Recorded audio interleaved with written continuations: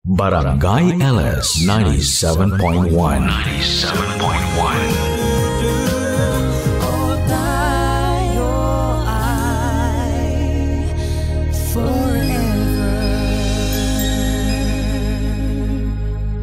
Forever. Forever! Forever. Kapag mahal mo, ilalaban mo kahit ayaw ng ibang tao. Kahit na hindi nila gustong makita kayong magkasama. Ilalaban mo siya at gagawin mo ang lahat para manatili kayong magkasama.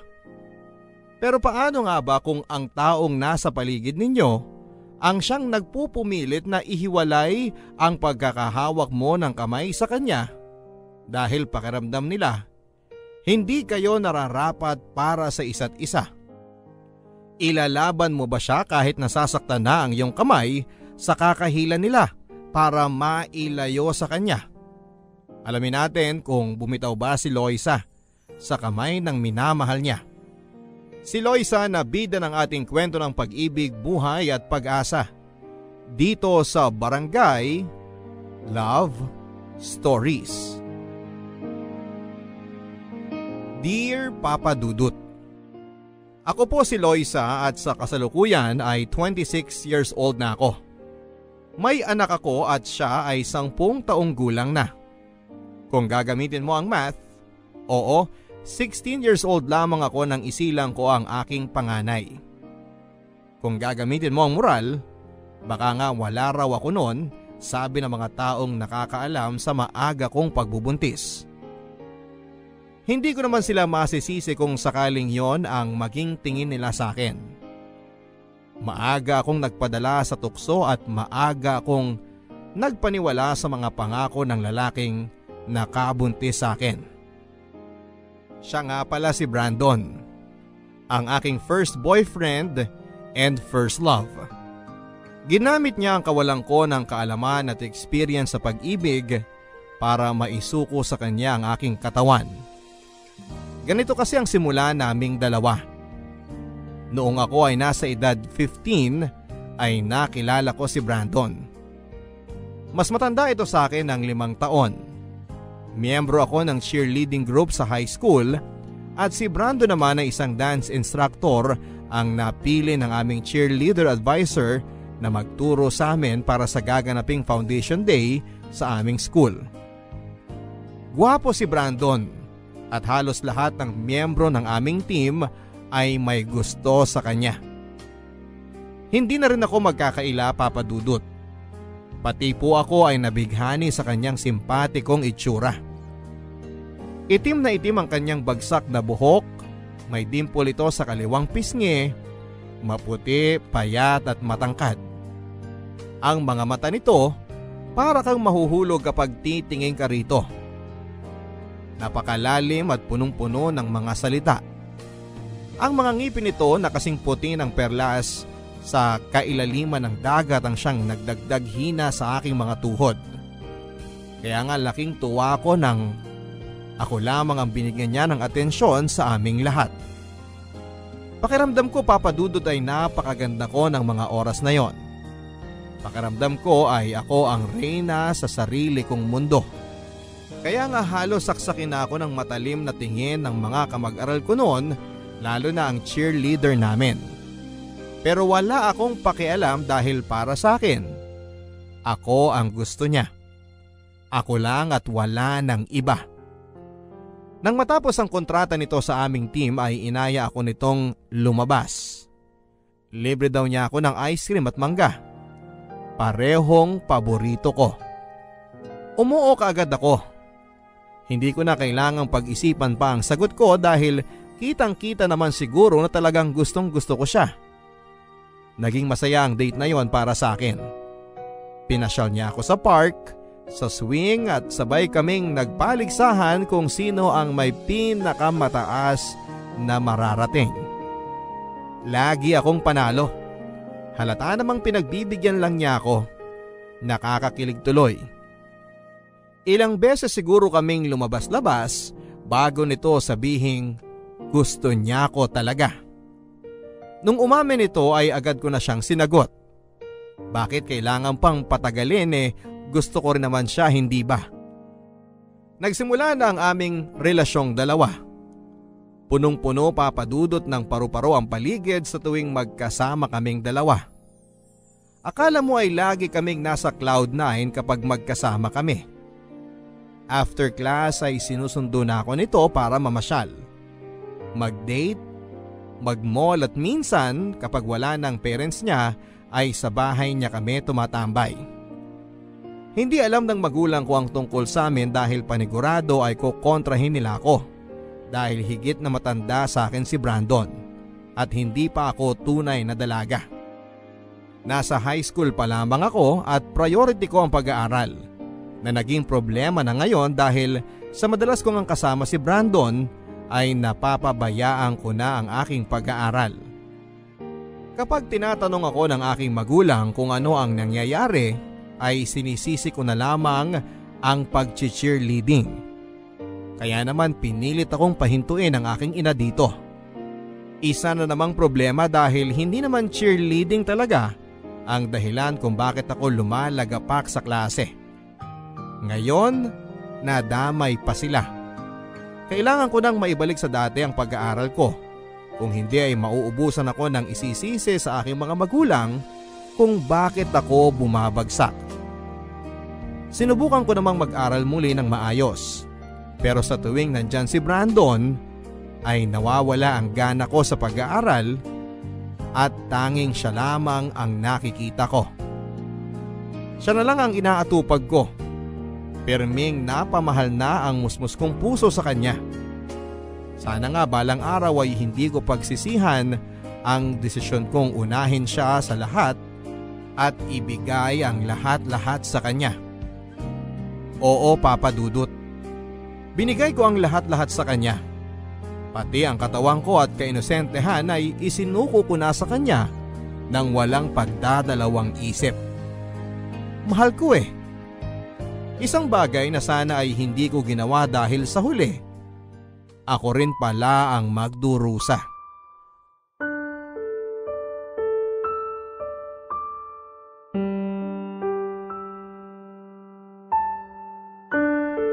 Paanong buntis ka? Di ba nag-ingat naman tayo? Lalo na ako. Akala ko rin Ginawa naman natin lahat pero kasi…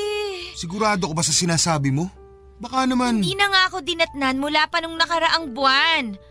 Pangalawa na ngayon. Never nangyari sa akin to, Brandon. Baka naman na-delay ka lang. Kapupuyat natin. O baka naman may kinain ka nagpauro sa buwan ng dalaw mo. Hindi naman nakakaapekto ang pagkain sa dalaw, Brandon. Anong di nakakaapekto? Huwag mo nga akong gawing bobo. Hindi ko naman sinasabi yun Ang sakin lang, sigurado akong buntis ako. Hanggat wala kang matibay na patunay na buntis ka nga, hindi ako maniniwala. Ito. Ano yan? Pregnancy test. O tapos? Positive. Ang labo naman, Lois Paano to? Pinikot mo ako Paanong pinikot? Higit sa lahat, ikaw ang may pinakagusto nitong mangyari. Huwag mo sa'king isisi to. Paano ako nakakasiguro sa akin yan? Ano? Paano ako nakakasigurong hindi ako nasalisihan?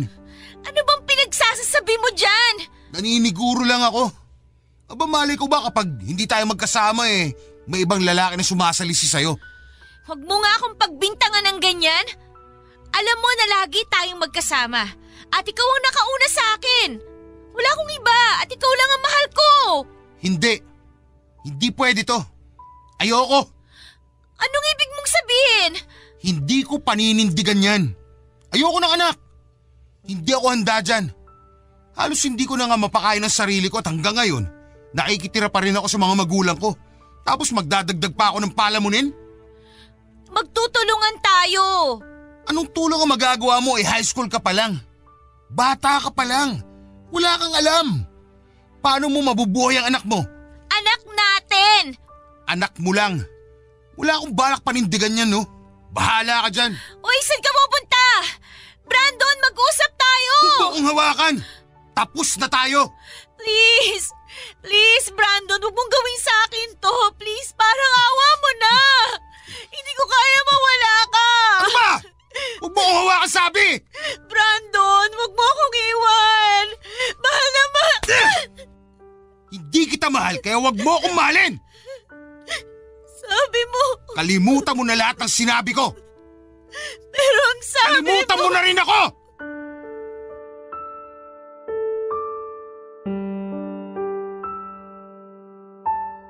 Parang gumuho ang mundo ko nang hiwalayan ako ni Brandon. Para akong sinaksak ng punyal sa dibdib habang pinagmamasdan ko siyang lumayo sa akin. Hindi ko maintindihan kung bakit kailangan niyang tapusin ang lahat sa amin, hindi ba mahal niya ako? Iyon ang sabi niya sa akin. Kaya ako nga ibinigay sa kanya ang katawan ko kasi alam kong mahal niya ako kaya hindi ko na kailangang matakot na isuko yon sa kanya. Iyak ako ng iyak noon dahil naghahalo ang sakit sa aking dibdib at sa aking sinapupunan. Paikot-ikot ako noon sa town at hindi alam kung saan ba pupunta. Gutom na ako noon at padilim na ng padilim, pero imbis na umuwi ako ay hindi ko yung ginawa dahil sa takot na harapin ang aking mga magulang. Pihadong magtataka ang mga yon sa pamumugto ng aking mga mata. Sasabihin ko ba sa kanila ang totoo? Na kaya namumugto ang aking mga mata ay dahil sa kakaiyak dahil iniwan ako ni Brandon na boyfriend ko at nabuntis ako? Kaya ko bang tanggapin ang magiging reaksyon nila? Alam kong hindi na ako makakatakas pa sa sitwasyon ko. Kaya nang dumilim na ay umuwi na ako. Bahala na ang sabi ko. Kung mapansin man nila ay sasabihin ko, Diyos ko, sana ay matulungan mo ko. Napansin nga ng aking ina ang aking mga mata at ang gulo at pawisang kong buhok. Niyakap ako nito at tinanong kung ano ang nangyayari sa akin. Akala ko noon ay hindi ko magagawang sabihin ang totoo pero nang tumitig ako sa mga mata ni Mama, doon ay sinabi ko na ang lahat. Iyak ako ng iyak at niyakap niya ako at pinatahan. Hindi ko inaasahan na ganito ang magiging reaksyon niya. Pagkatapos noon ay dumating naman ang aking ama. Si Mama na ang nagsabi ng lahat. Iba ang reaksyon niya kay Mama. Nagalit ito pero hindi niya ako sinaktan. Nang mailabas na nito ang lahat ng galit niya sa pamamagitan ng mga salita ay lumapit ito sa akin at niyakap ako. Binulungan ako nito. Susuportahan daw niya ako at hindi nahahayaang pang makalapit sa akin ng lalaking nakabuntis sa akin. Magpakatatag daw ako. Dahil doon ay umiyak na naman ako ng umiyak. Minalas man ako sa lalaking minahal ko, Papa Dudut. Alam ko namang swerte ako sa aking mga magulang na binuhusan ako ng pagmamahal. Sapat na yon para malaman ko kung gaano ako kamahal ng Diyos.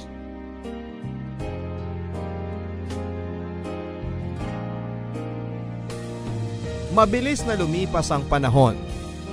Nakapanganak na ako at hindi ko na nakita pang muli si Brandon. Naalala ko pa kung ilang gabi akong nagsayang ng luha nang dahil sa kanya. Saka ko lang naramdaman na nakamove on ako sa kanya noong isinilang ko na ang anak kong lalaki.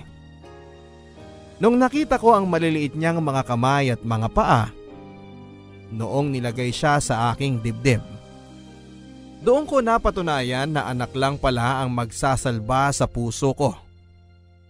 Pinangalanan ko siyang Joshua. Sinunod ko sa aking namatay na kapatid. Siya na ngayon ang buhay ko sa mga susunod pang taon ng buhay ko. Pangako yan. Bumalik ako sa aking pag-aaral 1 taon matapos akong manganak.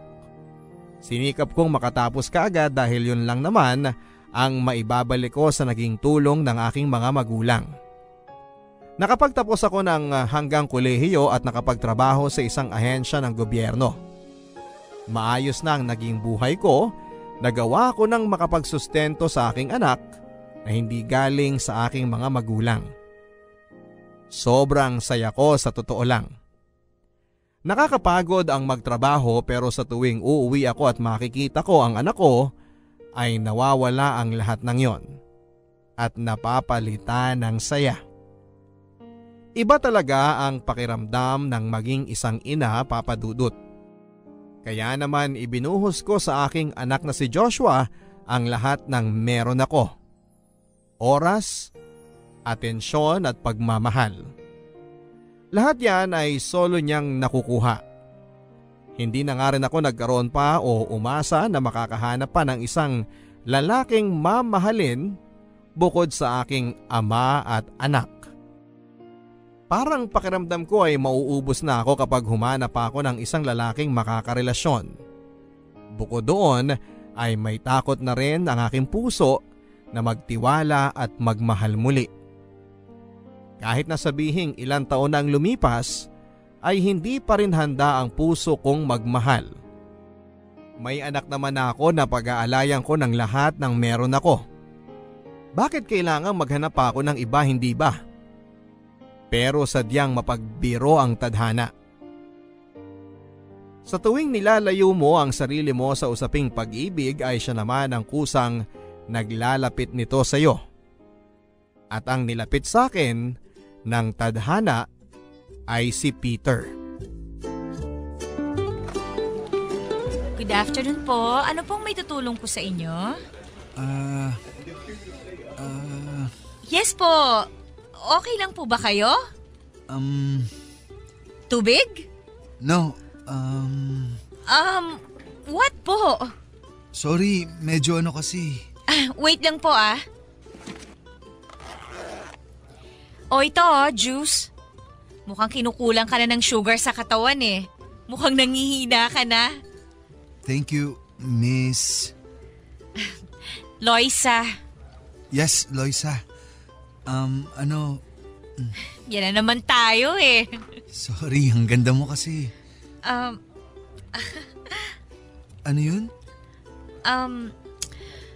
Juice? Ha? Sa'yo na lang tong juice. Mukhang ikaw naman yung kinulang sa sugar. Ay, hindi. Sa'yo na yan. Nahawakan mo na eh. Porke ba nahawakan na ng iba, di na pwede? Ay, hindi naman. Ano ba kasing may tutulong ko sa'yo? Humahaba na kasi yung pila oh. Yes, sorry. Man, you're so beautiful. Hindi to linya para sa pick-up lines ha? Alam ko, nagandaan lang kasi ako sa'yo. Sir? Peter na lang. Sir Peter, nasa trabaho kasi ako ngayon. Kaya please, wala akong oras sa mga sinasabi mo tungkol sa itsura ko. Ano nga ulit ang kailangan mo? Business permit para sa negosyo kong milk tea. Okay. Ito ang kailangan mong i-process para mag-grant ang business permit na kailangan mo. I-check mo na lang lahat ng kailangan dyan ha. Tapos punta ka dun sa window 22. Tapos ipa-verify mo lahat ng details na may susulat mo dito at sila rin na magbibigay ng ibang instructions sa'yo. May tanong pa po ba kayo, sir? Yes. Ano po yun? May boyfriend ka na ba?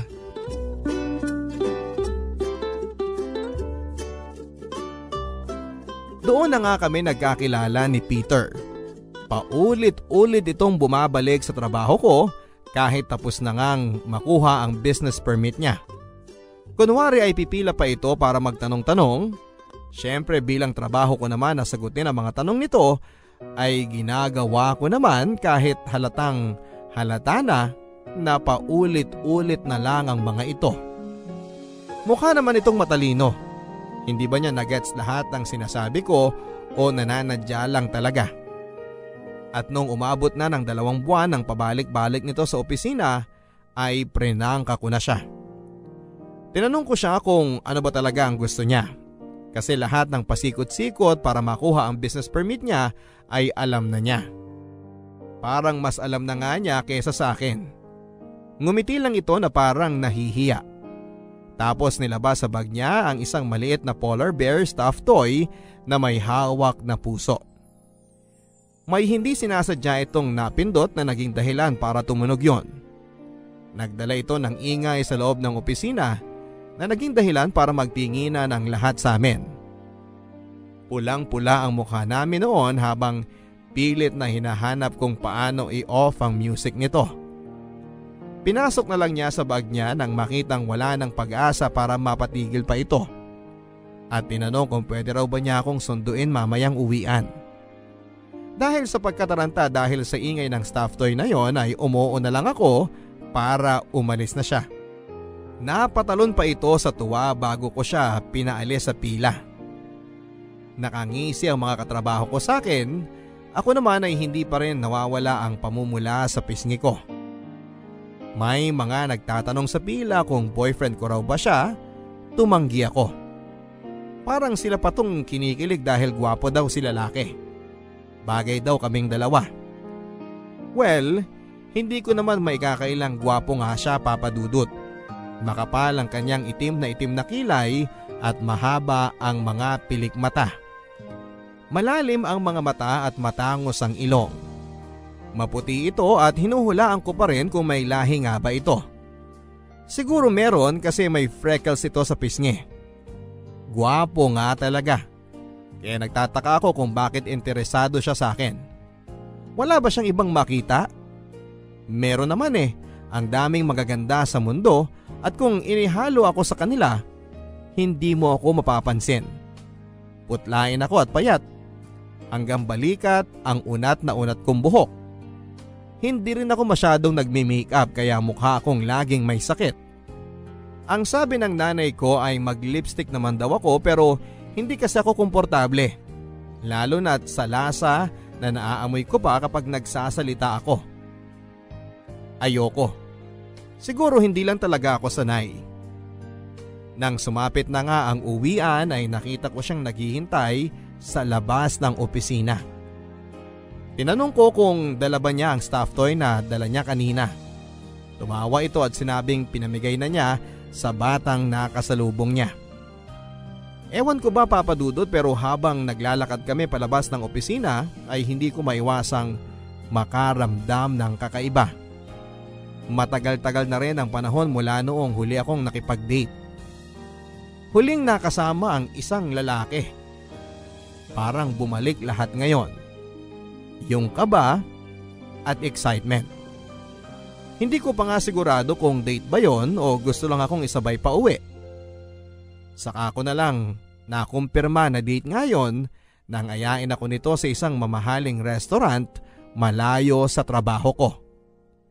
Tinanong ko siya kung bakit kami napadpa doon. Ang sabi niya, date daw yon at deserve ko yon dahil sa sobrang laki ng pasensya na ibinigay ko sa kanya sa mga tanong niya sa akin para sa business permit niya. Sabi ko, trabaho ko yon. Hindi naman kailangan ng kapalit. Ngumiti lang ito at saka nagsimula ng umorder. Siya na ang pina-order ko kasi hindi ko naman alam kung paano ba doon. Mukhang sanay na itong banggitin ang nasa menu. Masyadong banyaga ang mga salita na ginagamit niya. Mukhang mayaman itong si Peter. Nang matapos siyang umorder ay nagtanong ito sa akin. Sagot naman ako ng sagot. This time, hindi na siya tungkol sa business permit kundi tungkol sa personal kong buhay. Ewan ko ba? Hindi naman ako mapagtiwala sa mga taong kakikilala ko lamang pero hindi ko alam kung anong karismang meron si Peter para mapa-oo niya ako sa mga gusto niyang malaman. Hanggang sa dumako kami sa usapan sa aking relationship status. Prenangka ko ito at sinabing may anak na ako pero walang asawa. Tumango lamang ito. Hindi ko naman nakitang nadismaya ito bagkos ay nagtanong pa ito tungkol sa anak ko. Kung ano ang gusto ng anak ko, paborito nitong subject sa klase, paboritong artista, mahilig daw ba ito sa K-pop, mga ganyan.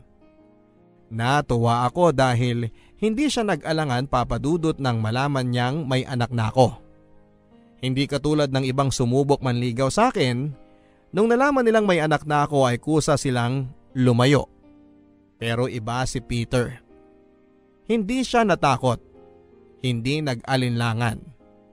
Hindi nadismaya at natuwa ako.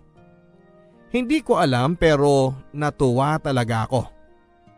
Inaya ako nito sa sumunod na date. Lagi na niya akong sinusundo sa opisina. Lagi itong may dalang pagkain para sa akin at regalo para sa anak ko. Lahat ng gusto ng anak ko ay binibili niya. Tumanggi na ako nung una sa mga binibigay niya pero pinipilit niya at ang sabi niya gusto raw niyang makilala ang anak ko. Hanggang sa isang araw, nakilala na nga niya hindi lang ang anak ko, pati na rin ang mga magulang ko. At doon ay sinabi nito sa kanila na interesado siyang ligawan ako. Botong-boto sila kay Peter, Papa Dudut. Kitang-kita ko lalo na kay Papa na approve sa kanya si Peter. Noong nakilala nila si Peter ay wala itong ibang ipinakita kundi ang paggalang niya. Nakita nila na sincere daw si Peter sa akin at higit sa lahat, ang sabi ni Mama, oras na rin para buksan ko ang puso ko. Matagal-tagal na rin kasi mula noong huli ko itong binuksan. Oras naman daw para sa sarili ko naman daw ang pasayahin ko. Habang sinasabi nila ito ay iniisip ko ang anak kong si Joshua. Ayos lang ba sa kanya? Nung minsang kinausap ko na ang anak ko ay giliw na giliw ito na ipinakita pa sa akin ang mga laruang binili ni Peter sa kanya. Tinatanong pa nito kung kailan ulit siya dadalaw. Pati ang anak ko ay halatang boto nga sa kanya. Kaya naman noong nakita kong approve na silang lahat, ay sinagot ko na nga si Peter. Walang halong pagsisisi. Puro saya ang naramdaman ko na mga oras na yon nang opisyal nang maging kami after 8 months ng panliligaw niya. Nang maging kami ay ipinakilala naman ako nito sa kanyang mga magulang. Tama nga ang hinala ko. Talagang mayaman ang mga magulang ni Peter. Kaya nga medyo ilang akong kausapin sila dahil alam kong sanay silang makisama sa mga katulad nilang may kaya. Hindi tulad ko na simpleng mamamayan lang. Proud na proud si Peter na ipinakilala ako sa parents niya. Alam mo yung parang binebenta niya ako sa kanila.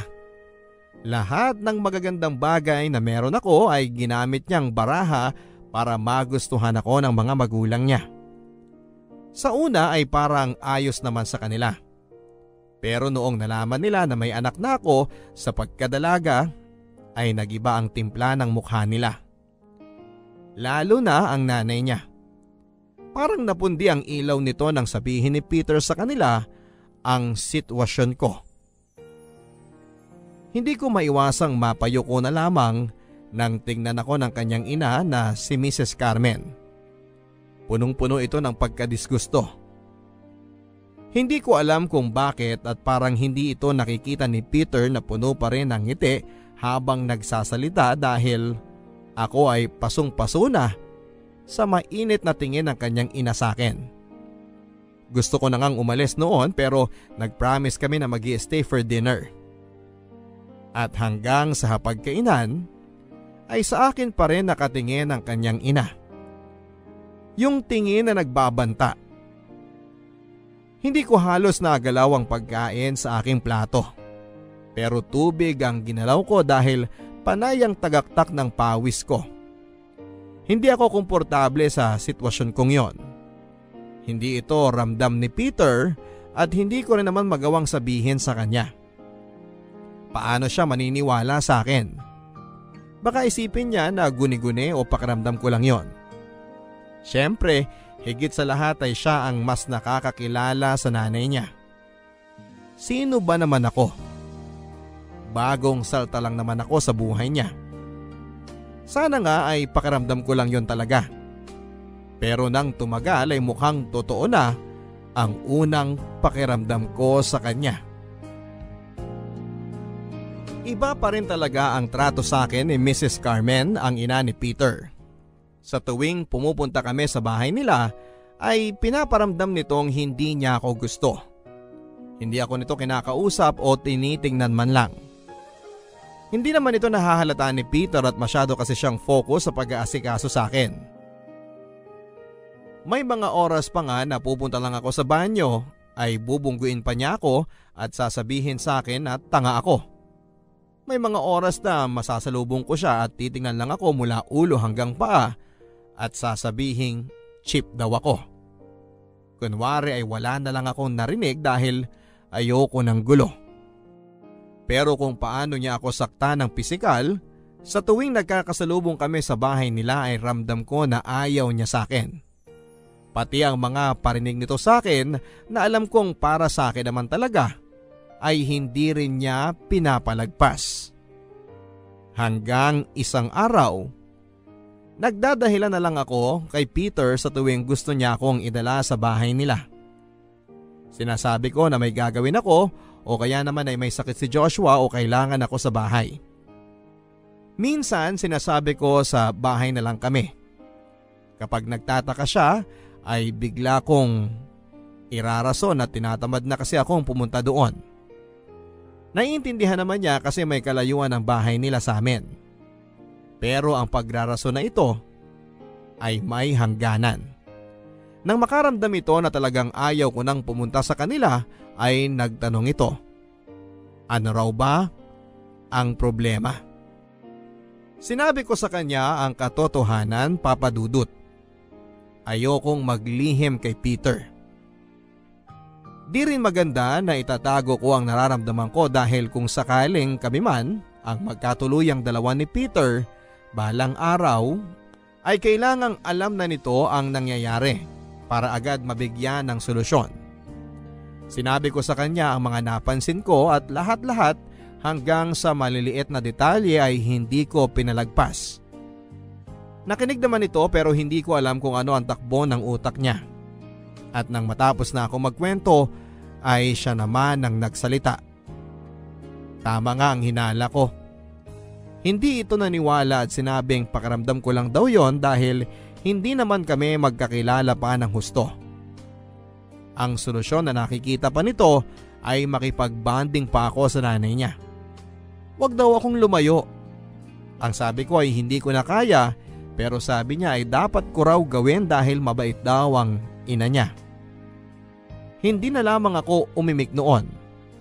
Aaminin ko na nasasaktan ako dahil hindi niya ako pinaniwalaan pero ano bang laban ko karelasyon ko lang siya hindi ba? Nanay niya yon. Kaya tumahimik na lamang ako at alam kong nahalata niya yon kaya nagplano ito ng gagawin para matigil na ang issue sa kanyang ina. Papa Dudut, inaya niya ako makipag-live-in sa kanya. Tumira na raw ako sa kanila. Papatunayan daw niya na iba ang pagkakakilala ko sa nanay niya. Tumanggi ako at natatakot ako. Ayoko. 1 taon pa lang kaming mahigit, baka mas lalo itong magalit sa akin. Pero sinabi ni Peter na bigyan ko raw ng chance ang plano niya. Hindi ko alam, pero parang ayoko. Nang makita nitong tahimik lamang ako ay may dinagdag pa siya sa plano niya. Isama ko raw si Joshua para komportable ako. Napatingin na lamang ako kay Peter. Seryoso ba siya? Isasama niya ang extra baggage ko sa bahay nila? Sabi niya siya na raw ang bahala sa lahat. Aampunin niya ang anak ko. Siya na raw ang magiging ama. Luhang-luha ako noon habang sinasabi niya ang mga plano niya. Hindi lang para sa akin kundi para sa anak ko. Sa isip ko ay napakaswerte ko para tanggapin ng ganito ang anak ko ng lalaking minamahal ko. At dahil sa sobrang ligaya ay pumayag ako. Bahala na.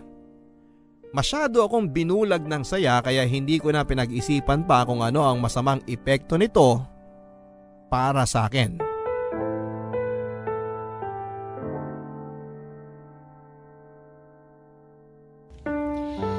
Ewan ko talaga kung tama tong desisyon natin, Peter.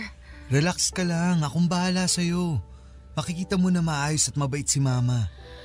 Ewan ko, Peter. Iba kasi talaga yung pakiramdam ko eh. Huwag masyadong nega, okay? Sa kabira naman si Mama dito sa bahay. Kasi madalas inaayos niya ang negosyo namin. Kaya chill ka lang, okay? O, ayun na siya. Good evening po, Mrs. Carmen. Mama na lang, wag na Mrs. Carmen. Ang formal masyado eh. Sabi ko sa'yo eh. Anong sabi mo sa kanya? Sabi kasi niya, pakiramdam daw niya ayaw mo sa kanya. Peter! Ako, ayaw sa'yo? Naku, bakit mo naman naisip yan? Lahat ng pinapakilala sa akin ni Peter, ex-man niya o kaibigan, ay mahal ko na rin. Lalo na kasi nakita ko kung gaano ka kamahal ng anak ko. Ngayon ko lang siyang nakitang ganyan. Naman. Well, kailangan niyang malaman ang totoo. So, nasabi na sa akin ni Peter na dito ka na raw titira with your son? Ay, yun po yung plano niya. Well, that's good. Para may nakakasama naman ako dito. Paano kasi itong si Peter? Madalas wala dito. Bukod sa inaayos niya yung ibang milk tea franchise namin, ay madalas magkasama kayo. Opo. Bihira ko na nga rin po siyang nakakasama lately kasi busy daw po siya sa ibang franchise niyo outside Manila. Uy, bumabawi naman ako sa'yo ah. Teka nga, kuha lang ako ng iinumin natin. Wait lang ha. Usap muna kayo ni Mama. Well, tama ka, Loisa. Po? I don't like you, and I will never like you. Mama? Disgusting! Don't you ever call me Mama. Isa lang ang anak ko. Hindi ko alam kung anong nakita sa'yo ng anak ko at binaliw mo siya ng ganyan. You look so ordinary. Mrs. Hindi pa ako tapos. Ang kapal din ng mukha mo na pumayag na magstay dito sa bahay. Free board and lodging with your kid? Oportunista! Kung ayaw niyo naman po na... Sa tingin mo may magagawa pa ako kung ayaw ko na tumira ka dito? Wala, dahil yun ang gusto ng anak ko. At ayaw kong nakakasira ng saya niya. Mrs. Ito na ang coffee. Decaf sa'yo, Loisa, kasi alam ko di ka pwedeng mapuyat. Peter? Peter! Grabe, super fun kausap itong si Loisa. She told me everything about your relationship. Natutuwa ako, anak, that you're taking it to the next level. Live-in muna ha, huwag muna kasal. Kasi baka masakal ka. I'm kidding. I'm always kidding. Saka na ang kasal, Ma. Pero soon na yon once maging stable ang ibang milk tea franchise natin. Sure, 100% akong approve dyan. Peter, pwede bang umuwi muna ako? Medyo sumama kasi ang sikmura ko eh. Sure. Late na rin, baka matraffic pa tayo. Kunin ko lang yung susi sa kusina. Naiwan ko eh. See you next week, Loisa. See you next week.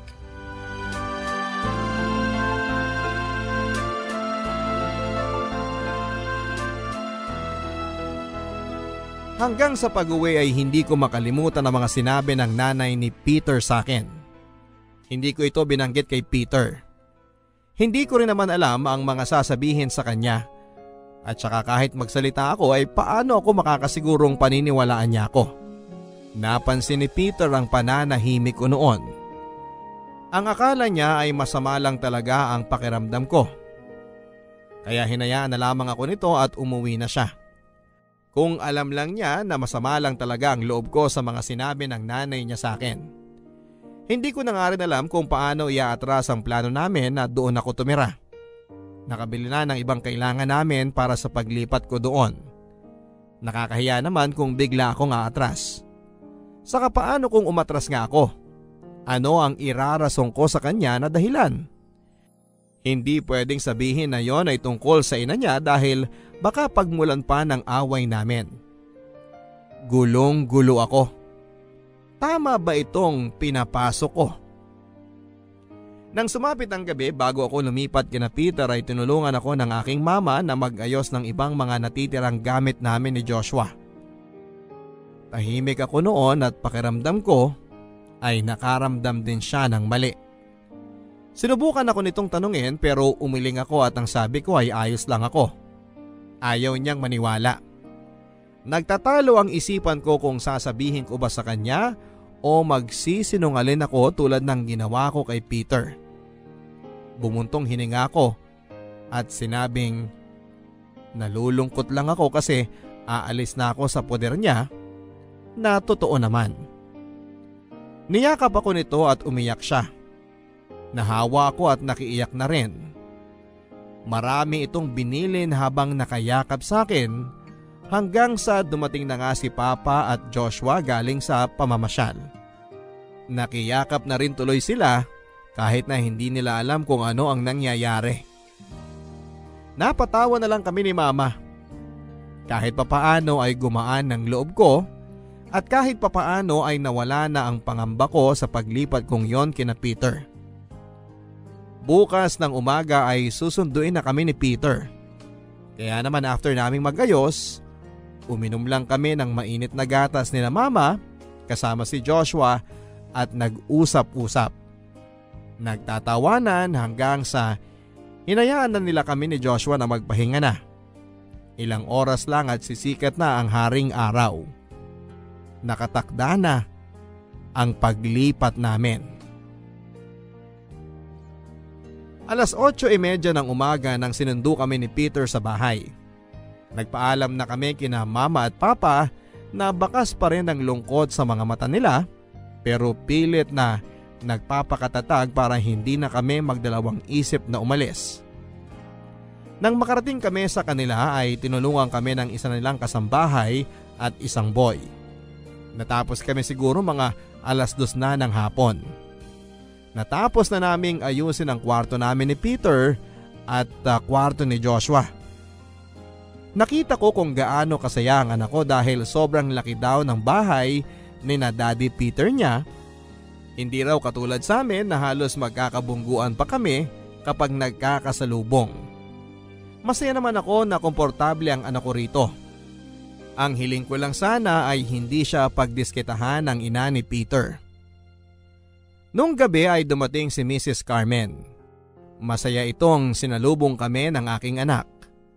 Giliw na giliw siya habang nakibeso sa akin pero nararamdaman ko naman na hindi naman niya dinikit talaga ang pisngi niya sa akin. At umira pa pagkatapos.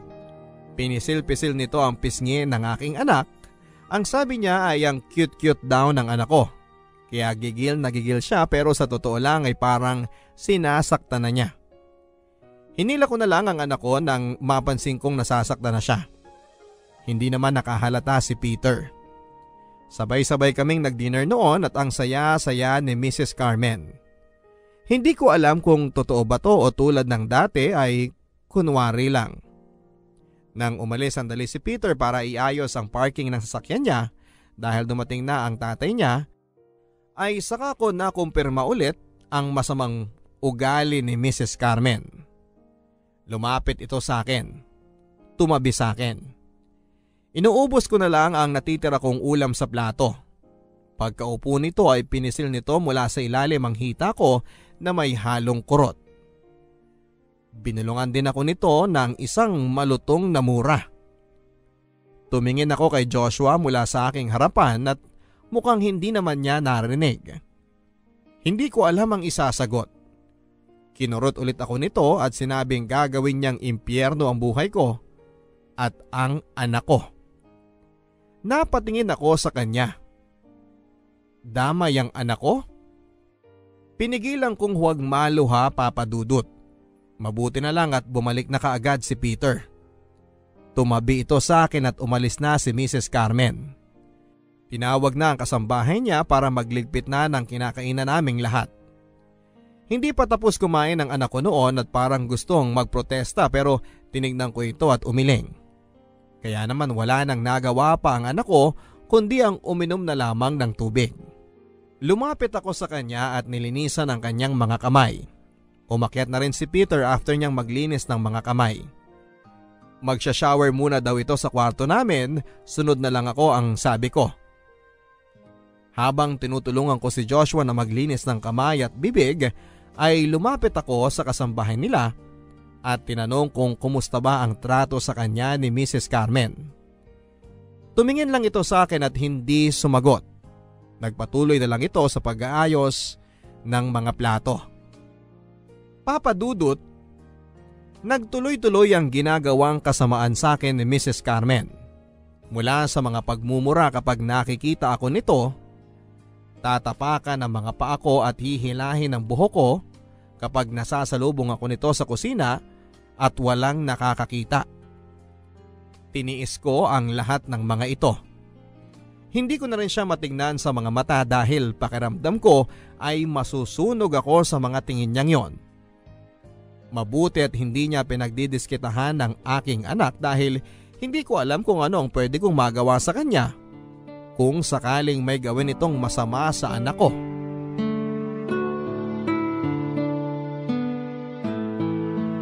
Tahimik ka na naman dyan. May problema ba ulit? Wala naman. Kilala kita. Di ka ba masaya dito? Masaya. Masaya kasi nandito ka, kasama kita. Yun naman pala eh. Bakit ganyan ka? Madalas nakatulala ka na parang laging takot. Wala. Naninibago pa rin siguro ako dito sa bahay. Alam mo yun, parang kuting na dinala sa ibang bahay. Natatakot na baka saktan siya. Di ka kuting at di kita sasaktan dito. Walang pwedeng malakit sa'yo dito. Huwag masyadong mag-isip ng ganyan ha. Alam ko naman yun eh. Iba lang kasi yung pakiramdam talaga. Aya mo na, mawawala rin to. Masasanay din ako. Oo naman. Masasanay ka rin. Saka mag-aapat na buwan ka na rito. Kaya konting tiis na lang siguro ha. Mukha namang masaya dito si Joshua eh. Tuwang-tuwa nga dito ang anak mong yun eh. Takbo ng takbo kung saan-saan. Mukhang giliw na giliw din sa kanya si mama kasi lagi niyang kinukurot ang matabang pisngi niya eh. Pero sana wag naman niyang diinan para hindi siya masaktan. Di naman siguro. Ganun naman tayo kapag nanggigigil, di ba? Kala natin nasasaktan na natin yung pinanggigigilan natin pero di naman pala. Oh, bakit? Wala. May problema eh. Wala. Kilala kita. Peter, paano kaya kung Paano kung ano? Kung bumalik na lang kami ni Joshua sa amin? Ha? Bakit mo naman gagawin yun?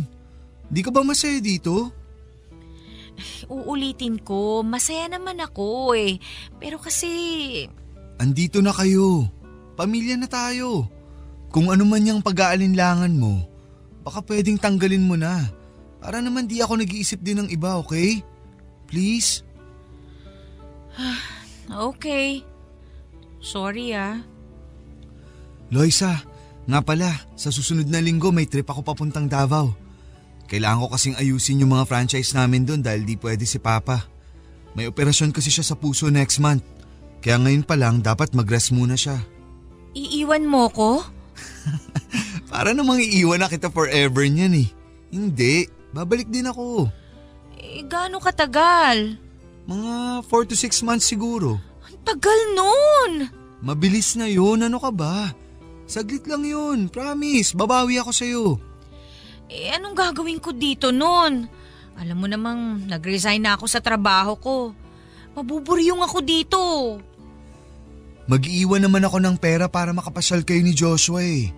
May internet naman. Pwede niyong gamitin yung sasakyan para pumunta sa parents mo. Doon na lang kaya muna kami ni Joshua habang wala ka. Wag na. Dito ka na lang para may kasama sina mama at papa. Sabi nga ni mama gusto niya kayong makabanding ni Joshua. Kaya maganda na rin to para maging close kayo. Ha? Sinabi niya yun? Oh, bakit parang di ka makapaniwala dyan? Mabait naman si mama. Promise, pag umalis ako dito, mas magiging close na kayo niyan. Baka pagbalik ko, parang kayo na yung mag-ina. Pero Peter… Wala nang pero-pero. Sandaling panahon lang naman yun. Babalik din ako, promise. Saka lagi akong tatawag sa'yo. Video call sa gabi. Sige. Huwag ka na magtampo. Please? Hindi naman ako nagtatampo eh. Hindi ko lang alam ang gagawin dito kapag wala ka. Marami kang pwedeng gawin dito. Ayaw mo lang simulan. Pwede kang magpaturo ng gardening kay mama, by the way. O kaya mag-mall kayo. Iiwanan ko kayo ng pera at magpapadala ulit ako sa susunod. Peter, may sasabihin kasi sana ako eh. Ano yun? Wala. Nakalimutan ko na pala. Ito naman, pabitin. Halika nga rito. Payakap, dali. Uy, ano ba? Mamaya biglang pumasok dito si Joshua. Hindi yan. Masarap na tulog nun. Talaga?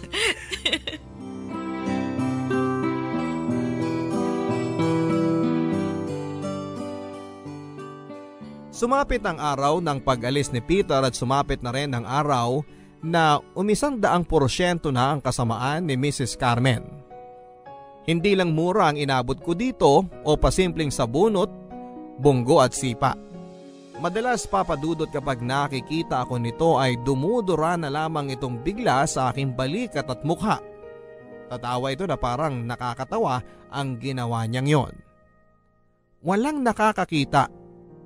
Minsan pa habang nasa hardin ako at nagkakape ay bigla itong lumapit sa akin at tinapunan ng lupa ang kape ko. Nagulat ako, papadudot. Tumayo ako para umalis na pero sabi niya tikman ko raw ang kape ko. Hindi ko ginawa. Sinigawan niya ako kaya napilitan akong tumikim. Saka siya tumawa at sinabing utu-utu raw ako.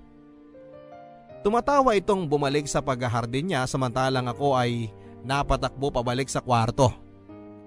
Bakit siya ganon sa akin? Anong problema niya?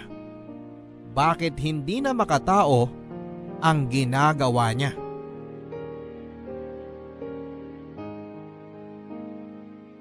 Lumipas sa mga araw na wala si Peter at lumala ng lumala ang turing sa akin ni Mrs. Carmen.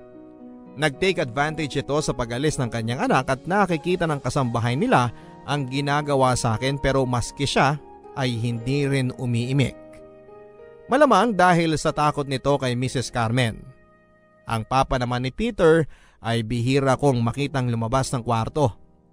Hindi ito sumasabay sa pagkain pero sa tuwing nakikita ko nito ay hindi rin niya ako pinapansin. Akala mo ay hangin lang ako na dumaan. Sa ilang beses naming pagkakausap ni Peter ay panayang pagkukumbinsi ko sa kanya na bumalik muna ako kina mama. Pero ayaw niya.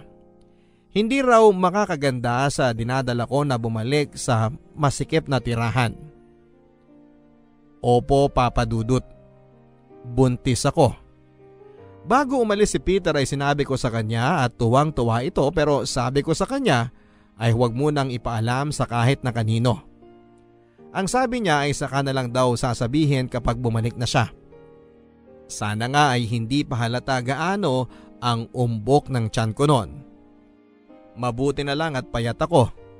Pero papaano kung matuloy na ang 6 na buwan ni Peter sa Davao? Paano kung makita at mahalata na ni Mrs. Carmen ang tiyan ko? Ano ang magiging reaksyon nito? Panay na ang suot ko ng mga malalaki at maluluwang na shirts ni Peter para hindi mahalata ang tiyan ko. Mabuti na lang talaga, papadudot, at hindi tumaba ang aking pisngi at mga daliri. Panay na rin ang iwas ko kay Mrs. Carmen dahil baka tiyan ko ang mapagdiskitahan niya. Pero hindi nga nangyari yon. Nang makita ko nitong suot ang damit ni Peter ay nagalit siya sa akin. Wala raw ba akong ibang damit at kailangang damit pa ng anak niya ang gamitin ko? Hindi daw bagay. Mukha pa rin daw akong basahan. Hindi na naman ako umimik noon at hinawakan ko ang aking tiyan kung sakaling may gawin ito ay makakaiwas man lang ang tiyan ko. Pero mukhang hindi ko na maitatago ang sikretong ito. Dahil isang araw ay nahuli niya ako.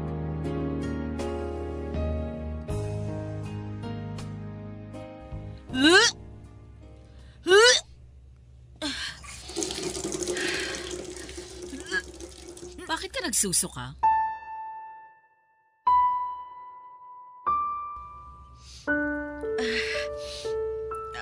Ano po, may mali lang po siguro ako nakain kanina. 6:00 pa lang ng umaga. Hindi pa tayo nag-aalmusal. Ang aga mo namang kumain. Siguro po yung nakain ko kagabi. Kumain ka kagabi? Hindi ba sabi ko wag kang kakain sa gabi? Masyado kang matakaw. Hindi po, Mrs. Carmen.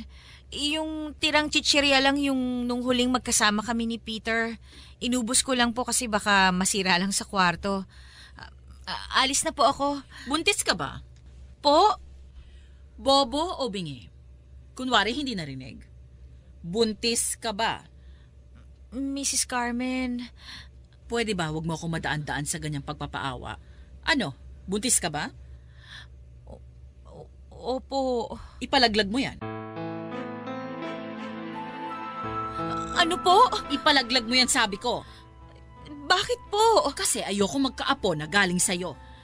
Hindi naman po kayo inaano ng magiging anak ko eh. Wala akong pakialam. Hanggat hindi pa yan humihinga dito sa mundo, kitlin mo na yung buhay niyan. Alam na po ni Peter na buntis ako. Talagang ginigigil mo ko eh. Tonta ka? Aray! Tama na po, Mrs. Carmen. Aalugin ko yung ulo mo na yan para matauhan ka na hindi ka bagay sa pamilya ko. Bisyosa ka masyado. Sino ka ba, ha? Gagawin ko po ang lahat. Huwag niyo lang po pakialaman na magiging anak namin ni Peter. Parang awa niyo na po. Lahat? Opo, lahat. Lahat po. Lumayas ka ngayon dito. Ay, teka. Hindi pala pwede dahil itatanong ka sa akin ni Peter kung nasaan kayo. Di kayo pwedeng mawala dito ng bastardo mong anak. Dito ka lang.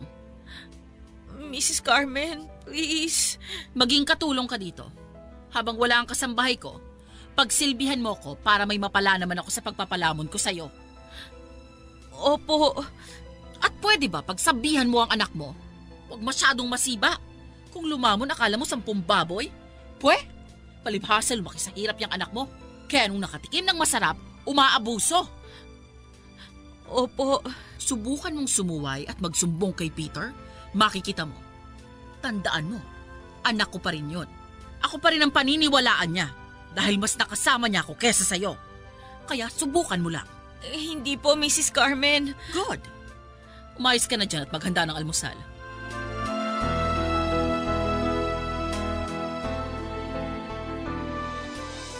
At doon na nga nagsimula na ginawa kong alipin ni Mrs. Carmen. Nakita na ako ng tatay ni Peter na nagiging kasambahay na sa kanila pero parang wala itong pakialam at hindi man lang nagtatanong kung bakit ginagawa ko ang mga gawaing bahay. Iba talaga sila papadudot. Hindi ko alam kung bakit nila napapaniwalang mabuting tao sila kay Peter. O sadyang sa akin lang nila ipinapakita ang kagaspangan ng ugali nila dahil may anak ako sa pagkadalaga. Hindi ko na rin inisip yan masyado dahil mas lalo lang akong nai-stress at nalulungkot. Ayaw ko namang maapektuhan ang magiging anak ko. Mula noong nag-leave ang kasambahay nila ay doon na kami ng anak ko natutulog sa maid's quarter. Doon kami muna daw para malapit sa kusina at madaling mautusan. Nagtatanong si Joshua kung bakit kami kailangang doon matulog. Mainit daw at masikip at wala pa nga ang toys niya doon. Ang sabi ko sa kanya ay pinapagawa ang kwarto namin kasi may mga binutas ang daga. Mukha naman itong naniwala sa akin. Minsan, nagtanong din ito kung bakit ako nagwawalis, naglalaba at naghuhugas ng plato. Ang sabi niya ay hindi ko naman daw yun ginagawa dati noong andun pa ang Daddy Peter niya. Ang sabi ko na lang ay nababagot kasi ako at walang magawa kaya naglilinis na rin ako ng bahay. Naniwala ulit ito. Hanggang kailan ba ako magsisinungaling sa anak ko? Ang tanging nagpapalakas na lang sa akin ngayon ay si Peter. Sa tuwing tumatawag ito ay gumagaan naman ang loob ko at nakakayanan ko ang lahat-lahat.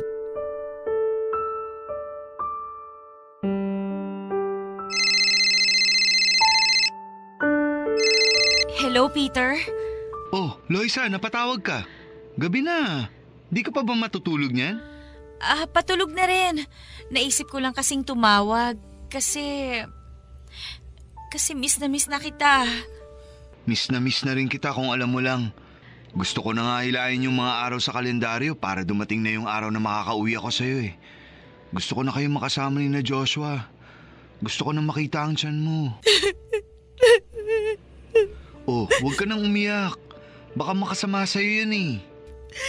Wala to, hayaan mo lang. Namimiss lang kasi kita eh. Mabilis na lang ang araw. Makakauwi na rin ako. Gagawin ko lahat matapos lang ang mga trabaho ko dito. After nun, masasamahan na kita sa mga check-up mo. Oo nga pala, nakapagpa-check up ka na ba? Hindi pa eh. Ha? Bakit? Kasi marami akong ginagawa ngayon. Nagtatrabaho ka ba dyan sa bahay? Tatawagan ko si Mama. Sasabihin ko na sa kanya ang kalagayan mo para di ka na masyadong pagtrabahuin dyan. Baka kung ano pang mangyari sa baby natin eh. Wag! Wag mo nang tawagan ng mama mo. Hindi naman ako nagtatrabaho dito eh. Ang ibig ko sabihin yung kay Joshua. Yung hatid sundo ko siya sa school. Tapos syempre, inaasikaso ko siya lalo na sa mga assignments niya. Medyo nakakapagod nga lang talaga kasi lumalaki na talaga si Joshua eh. Mas lumalaki na rin tuloy yung responsibilidad ko sa kanya. Hayaan mo, pag andyan na ako, magtutulungan tayo. Konting tiis pa. Uuwi rin ako dyan. Hintayin mo lang ako. Di ka na mahihirapan pag uwi ko. Hindi na ako mahihirapan? Oo. Kasama mo na ako nun eh. Di ko hayaang masaktan o mahirapan ka. Di ba yun naman ang promise ko sa'yo? Buhay Reyna ka lagi sa akin. I love you. I love you more. Uwi ka kagad ha? Yes. Uuwi ako basta matapos lang lahat. Para sa inyo naman tong ginagawa ko eh. Kailangan ko magsipag para sa future nyo ni na Joshua. Ang swerte ko naman sa'yo. Thank you. Mas maswerte ako sa'yo. Ano ba yan? Nagtadrama na naman tayo eh. Alam mo namang ayoko ng ganito. O sige na, matulog ka na dyan. Huwag ka nagpupuyat. Alam mo namang di maganda yan sa buntis, okay? Bukas i-update kita sa schedule ko para di ka na mag-worry, okay? Okay. Good night. Good night. Peter, I love...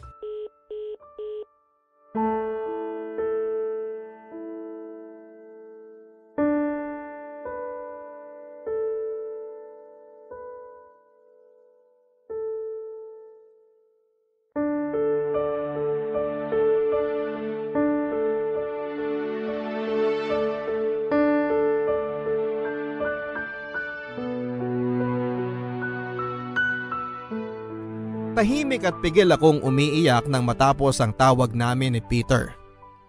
Hirap akong huminga sa pagpipigil kong umiyak dahil baka magising si Joshua. Pinagmasdan ko ang anak ko at kitang-kita ko itong nakasiksik sa gilid ng kama. Awang-awa ako sa kanya. Pawis na pawis ito dahil halos hindi na umabot sa kanya ang hangin mula sa maliit na electric fan ng kwartong yon. Maliit ang single bed na kama para sa aming dalawa, lalo na ngayong lumalaki na unti-unti ang tiyan ko. At mas lalong lumalaki ang katawan ni Joshua. Naisip ko tuloy na matulog na lang sa sahig para maging komportable na ang tulog ng anak ko. Naglatag ako ng kumot sa sahig at doon ay nahiga. Pasilip-silip na lang ako sa kama para ma-check kung maayos pa ang tulog ni Joshua. O baka biglang magising ito at hanapin akong bigla. Nag-isip ako ng irarason ko kung sakali mang maabutan ako nitong natutulog sa sahig. Pwedeng dahil naiinitan ako sa kama o kaya ay namiss kong humiga sa sahig. Ano kayang pwede kong irason na hindi siya magdadagdag pa ng isusunod na tanong? Habang nakahiga ako ay naiisip ko si Peter. Panay ang tingin ko sa kalendaryong nakasabit sa dingding ng kwarto. May 2 buwan pa bago umuwi si Peter. After noon ay magiging okay na ulit ang lahat. Siguro ay pasimple na lamang akong kakawawain ni Mrs. Carmen. Mas okay na yon sa akin kesa yung inaraw-araw niya akong sinasaktan at kinakawawa. Naluhan na lamang ako. Bakit ba ako napunta sa ganitong sitwasyon? Ngayon na nga lang ulit akong liligaya pagdating sa pag-ibig pero bakit parang kinokontra pa? Hindi ko ba deserve na maging masaya? Bakit lagi na lang may mali kapag nagmamahal ako? Hindi ba ako pwedeng mahalin at maging masaya nang walang ibang inaalala? Hindi ko na rin alam. Sana nga ay masabi sa akin kahit sa panaginip lang kung ano nga ba ang dapat kong gawin para matigil na tong nangyayari sa aking kamalasan sa pag-ibig. Sa mga sumunod na araw ay naging ganun pa rin ang trato sa akin ni Mrs. Carmen. Minsan nagpaalam ako sa kanya para magpa-check up dahil hinahanap ni Peter ang form ng proof na nagpa-check up nga ako. Nagwo-worry na kasi ito sa akin, pero noong magpaalam ako sa kanya ay tumawa lamang ito at sinipa ang legs ko. Napaupo ako noon. Marami pa raw gagawin sa bahay, bakit hindi yun muna ang unahin ko kesa magpa-check up? Sinabi ko sa kanya na hinahanap kasi ni Peter ang check-up form pero ang sabi niya ay gagawa siya ng paraan. Mampipeke na lang daw. Hindi ako sumagot, Papa Dudut. Pupunta na sana akong muli sa kusina pero nagsalita ito. Huwag ko na raw masyadong alagaan ang dinadala ko kasi pinagdarasal naman daw niya sa Panginoon na mamatay ang anak ko. Doon ay para akong binuhusan ng malamig na tubig, Papa Dudut. Tao ba talaga ang kaharap ko? Bakit nagagawa niyang magsalita ng ganon? Apo niya ang dinadala ko. Hindi man niya ako tanggap pero nabuo ang batang ito sa tulong ng anak niyang si Peter. Ganon na ba siya kamuhi sa akin? Pinigil ko ang sarili ko na magsalita pa. Ayoko na ng gulo. Pagod na ang katawan ko at sobra na ang panghihina ko. Gutom na ako pero hindi ako pwedeng kumain hanggat hindi pa natatapos lahat ng gawain sa bahay. Kahit ang anak kong si Joshua ay pumasok sa school na hindi man lang kumakain. Awang-awa ako noon dahil minsan ay pinatawag ako ng teacher niya dahil nang hablot daw ng pagkain sa kaklase niya. Kinausap ko ang anak ko at tinanong ko kung bakit ganon ang ginawa niya. Umiiyak lang ito at nagsorry. Gutom na daw kasi siya. Nakiusap pa siya sa akin na kahit kanin lang ay pabaunan ko siya. Hihingi na lang daw siya ng asin sa kantin nila. Durog na durog ang pusong ina ko sa mga sinabi ng anak ko pero wala akong magawa. Pati siya ay nadadamay na sa problema ni Mrs. Carmen sa akin. Hindi ko na alam kung makakayanan ko pa ito, lalo na kung anak ko na ang nahihirapan. Isang araw habang nagpapaligo ako ng alagang aso ni Mrs. Carmen ay nagulat na lamang ako nang marinig ko ang palahaw na iyak ni Joshua. Napatakbo ako sa kinaroroonan niya at nakita kong hila-hila ni Mrs. Carmen ang braso niya. Hinila ko ang anak ko sa kanya. Iyak ng iyak ang anak ko. Pati ako ay napaiyak na rin. Tinanong ko kung ano ang nangyayari. Galit na galit si Mrs. Carmen at sinabing nagnakaw daw ng pagkain si Joshua sa ref. Kinuha nito ang isang monay doon. Naalala ko pa ang monay na yon. Pasira na yon. Ang sabi ko ay itatapon ko na yon dati pero huwag daw kasi ipapakain pa raw sa amin kapag wala nang may pakain sa amin. Pati ba naman yon ay ipagdadamot pa niya? Humingi na lamang ako ng tawad. Kunwari ay pinagalitan ko ang aking anak para makita ni Mrs. Carmen na hindi ko siya kinakampihan. Para hindi na lumala ang galit nito. Sinigawan at tinulak pa kami ni Mrs. Carmen bago siya umalis ng bahay. Minura kami at sinabing mga patay gutom daw kami. Hinampas pa niya ang kanyang shoulder bag sa ulo ng anak ko. Umiyak tuloy lalo si Joshua.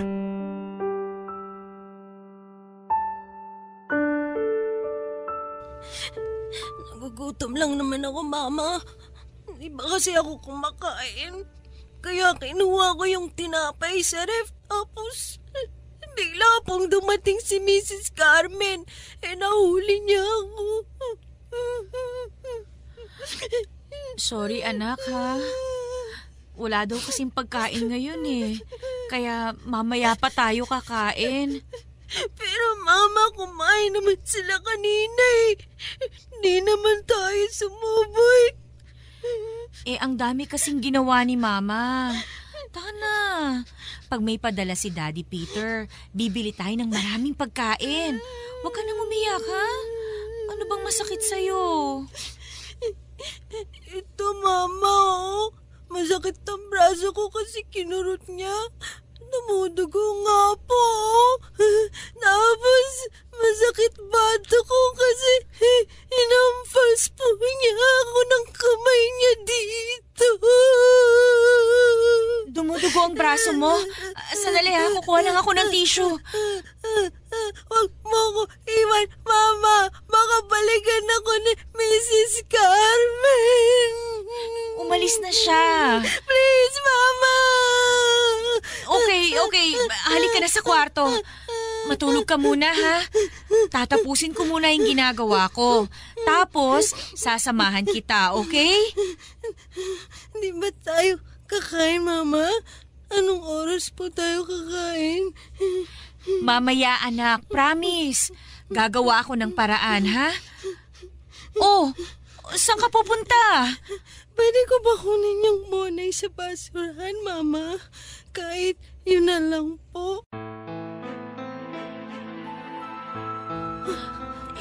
Anak, madumi na yun eh. Okay lang yan, Mama.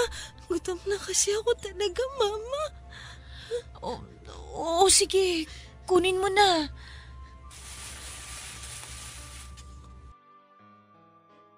Ito, Mama, hati na tayo. Alam ko, di ka pa kumakain. Anak, okay lang. Sige na, kainin mo na yan. Pero akin na muna. At ipapagpag muna ni Mama, ha? Sige po, Mama. Ma? Ano yun, anak? Sorry, Ma, kasi nagnakaw po ako. Bad po yun, alam ko po. Okay lang, anak. Hindi mo kasalanan yun. Ito na yung tinapay mo. Pumasok ka muna dun sa kwarto, ha? Wait mo ko dun. Okay po, Mama.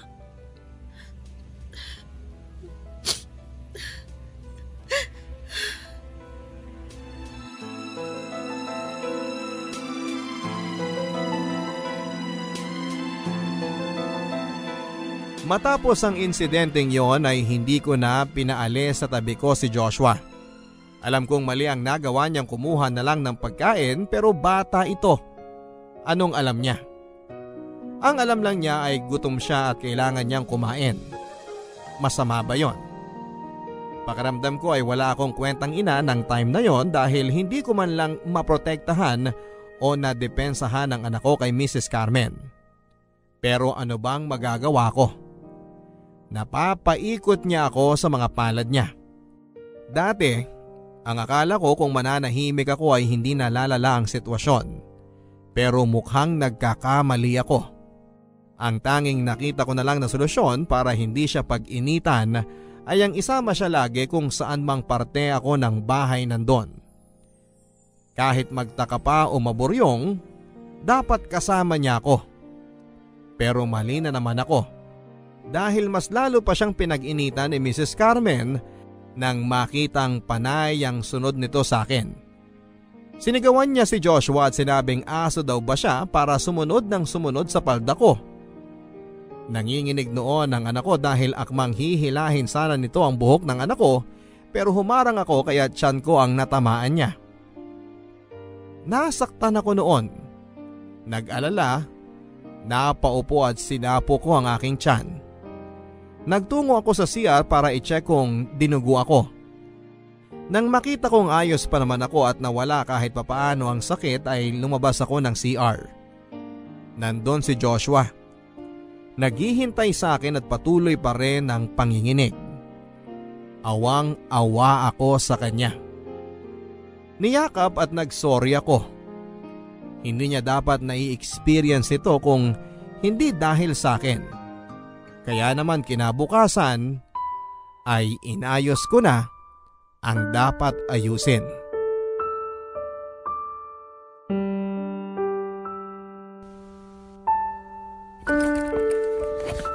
Mama, bakit niyo po nilalagay ang damit ko sa bag? Saan ako pupunta? Anak, namimiss ka na raw kasi ni na lolo at lola mo eh. Gusto ka raw nila makita. Miss ko na rin po sila. Gusto ko na nga rin po sila makasama eh. Sasabihin ko pong ginagawa ni Mrs. Carmen sa akin, Mama. Ay naku anak, yan ang wag mo gagawin ha. Mag-promise ka na hindi mo isusumbong yon, okay? Pero bad po siya, Mama eh. Dapat isumbong ang ganun. Anak, kasi baka mag-away-away sila. Ayaw natin ng gulo, di ba?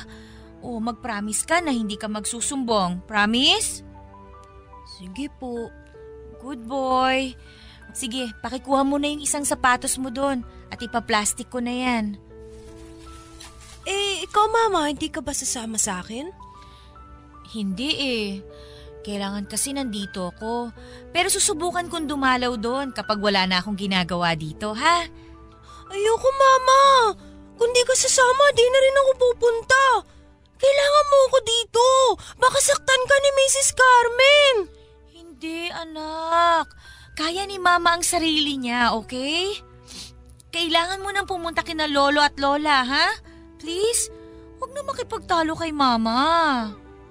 Ayoko, Mama, please. Gusto ko kasama kita. Anak naman, makinig ka kay Mama. Dahil ba to sinagnakaw ako ng tinapay, Mama? Hindi ko naman naulitin yun eh. Promise ko yan sa'yo. Itutulog ko na lang gutom ko tulad ng sabi mo. Mamala ako idala kina Lolo at Lola. Gusto kita kasama, Mama. Please, Mama. Anak. Hindi na ako magre-reklamo kung wala akong pagkain, Mama.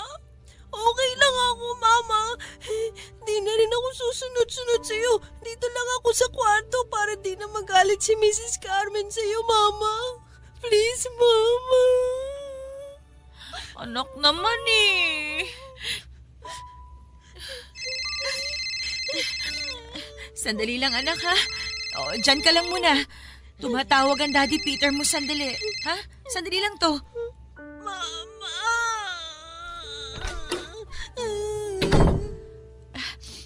Peter, hello? Kumusta? Hello, Loisa. Kanina pa akong umaga tumatawag Bakit di mo sinasagot? Ano kasi, naglaba ko ng damit ni Joshua. Ipalaba mo sa kasambahay. Ay hindi na, konti lang naman yun. Yan ka na naman eh. O bakit ka napatawag? Good news! Mapapaaga ang uwi ko! Next month na! 2 weeks na lang magkikita na tayo. Maagang natapos ang lahat. Grabe, sobrang excited na ako. Talaga ba? Oh, bakit parang umiiyak ka? Okay ka lang? Sinisipon kasi ako. Alam mo naman ang mga buntis, madaling magkasakit. Pa-check up ka please. Oh yes, nakasunod na yan sa mga gagawin ko. Good. Pag uwi ko, ako na mismo ang sasama sa'yo sa mga check-up mo. Kasama natin si Joshua para may part siya sa pagbubuntis mo. Oo nga pala. Nabili ko na yung toy car na gusto ni Joshua. Kausapin ko siya, please. Tulog siya eh. Mamaya sasabihin ko. Tulog na naman? Parang siya yung buntis O sige, sabihin mo Matutuwa yun. Peter, dun muna si Joshua sa bahay ni na Mama at Papa ha? Oh, bakit? Mas malapit sa school. Tapos, miss na rin daw nila dun eh. Ganun ba? Gusto ko pa naman siya makita at makasama. Dadalaw naman tayo doon pag dumating ka na. Ha? Okay lang ba sa'yo yun? Nanay ka. Di mo mamimiss ang anak mo? Siyempre, mamimiss. Pero kasi, miss na daw siya dun eh. Sige, kung yan ang desisyon mo. Pero kung ako lang, ayoko sana para may nakakasama ka dyan. Baka mangulila ka eh. Parang si Mama nun, nung nagsimula akong bumiyahe. Kapag sinasama ako ni Papa na mag-out of town, nako, kulang na lang eh. Hilahin niya ako pabalik sa kanya. Grabe si Mama. Mahal na mahal ka ng Mama mo, no? At mahal na mahal ko rin siya. Kaya nga pinatira kita dyan kasi gusto ko mahalin ka rin niya. Tulad ng pagmamahal niya sa akin.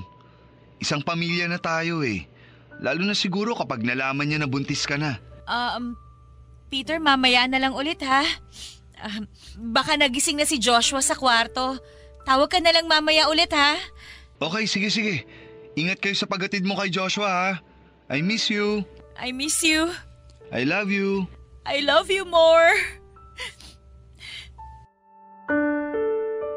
Sobrang sakit sa pakiramdam na ihiwalay sa akin ang anak ko, pero kung ito naman ang paraan para maprotektahan siya ay gagawin ko paulit-ulit. Alam kong kapag nasa paligid lang siya ng mga mata ni Mrs. Carmen ay hindi siya magiging ligtas. Alam niyo yung pakiramdam nung time na iniwan ko na siya sa bahay at walang kaalam-alam ang magulang ko sa mga nangyayari. Durog na durog ang puso ko habang umiiyak ang anak ko at ayaw nitong bumitaw sa tiyan ko. Nagmamakaawa. Huwag ko raw siyang iwanan. Magiging mabait na raw siya at awang-awa ako noon sa anak ko dahil buong akala niya ay kasalanan niya kung bakit ganon ang trato sa amin ni Mrs. Carmen. Pagka-uwi ko sa bahay ni na Peter ay doon ko binuhos ang lahat ng luha ko.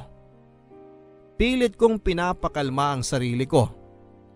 Sa pagdating ni Peter, magiging maayos na rin kahit papaano ang sitwasyon ko.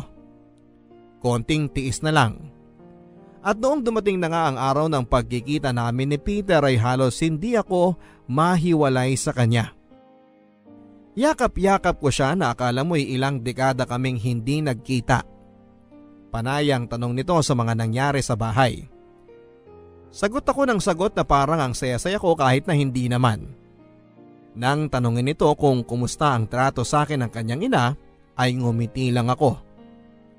Pumasok sa isipan ko na magsumbong lahat-lahat ng ginawa nito na mali sa akin mula noong unang araw na nakilala ko siya.